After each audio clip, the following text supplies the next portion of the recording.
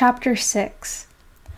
Just before sundown for the next few days, after returning from the rice field, Binta would send Kunta to the village well for a calabash of fresh water, which she would use to boil a soup from whatever scraps she could find. Then she and Kunta would take some of the soup across the village to Grandma Yesa. Binta moved more slowly than usual, it seemed to Kunta, and he noticed that her belly was very big and heavy. While Grandma Yesa protested weakly that she would soon feel well again, Binta would clean up the hut and arrange things. And they would leave Grandma Yesa propped up on her bed, eating a bowl of soup along with some of Binta's hungry seasoned bread, made from the yellow powder that covered the dry black beans of the wild locust tree. Then one night, Kunta awakened to find himself being shaken roughly by his father. Binta was making low moaning sounds on her bed, and also within the hut, moving quickly about, were Nyoboto and Binta's friend Junkai Ture. Omoro hurried across the village with Kunta, who, wondering what all of this was about, soon drifted back to sleep on his father's bed. In the morning, Omoro again awakened Kunta and said, "You have a new brother." Scrambling sleepily onto his knees and rubbing his eyes, Kunta thought it must be something very special to so please his usually stern father. In the afternoon, Kunta was with his kafo mates, looking for things to eat, when Nyoboto called him and took him to see Binta. Looking very tired, she sat on the edge of her bed gently caressing the baby in her lap. Kunta stood a moment studying the little wrinkly black thing.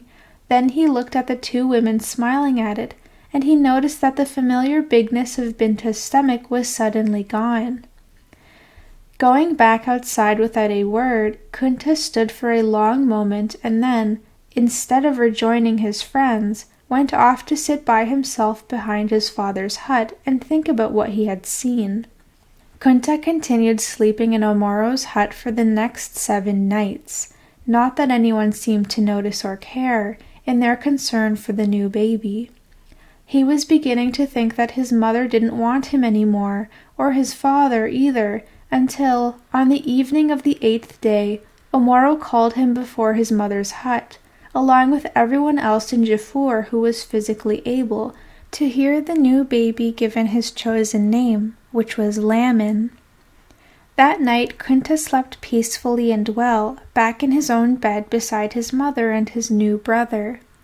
But within a few days, as soon as her strength had returned, Binta began to take the baby, after cooking and serving something for Omoro's and Kunta's breakfast, and spent most of each day in the hut of Grandma Yesa. From the worried expressions that both Binta and Omoro wore, Kunta knew that Grandma Yesa was very sick. Late one afternoon, a few days later, he and his kafo mates were out picking mangoes, which had finally ripened. Bruising the tough orange-yellow skin against the nearest rock, they would bite open one plump end to squeeze and suck out the soft, sweet flesh within. They were collecting basketfuls of monkey apples and wild cashew nuts when Kunta suddenly heard the howling of a familiar voice from the direction of the grandma's hut. A chill shot through him, for it was the voice of his mother, raised in the death wail that he had heard so often in recent weeks. Other women immediately joined in a keening cry that soon spread all the way across the village. Kunta ran blindly toward his grandmother's hut. Amid the milling confusion, Kunta saw an anguished Omoro and a bitterly weeping old Nyoboto. Within moments, the tobalo drum was being beaten and the jaliba was loudly crying out the good deeds of Grandma Yesa's long life in Jafur. Numb with shock, Kunta stood watching blankly as the young unmarried women of the village beat up dust from the ground with wide fans of plaited grass, as was the custom of the occasion of a death. No one seemed to notice Kunta. As Binta and Nyoboto and 2 other shrieking women entered the hut, the crowd outside fell to their knees and bowed their heads. Kunta burst suddenly into tears, as much in fear as in grief. Soon men came with a large, freshly split log and set it down in front of the hut. Kunta watched as the women brought out and laid on the log's flat surface the body of his grandmother, and closed from her neck to her feet in a white cotton winding cloth.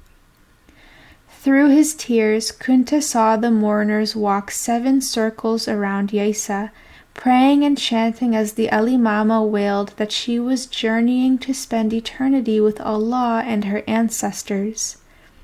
To give her strength for that journey, young unmarried men tenderly placed cattle horns filled with fresh ashes all around her body. After most of the mourners had filed away, Nyoboto and other old women took up posts nearby, huddling and weeping and squeezing their heads with their hands.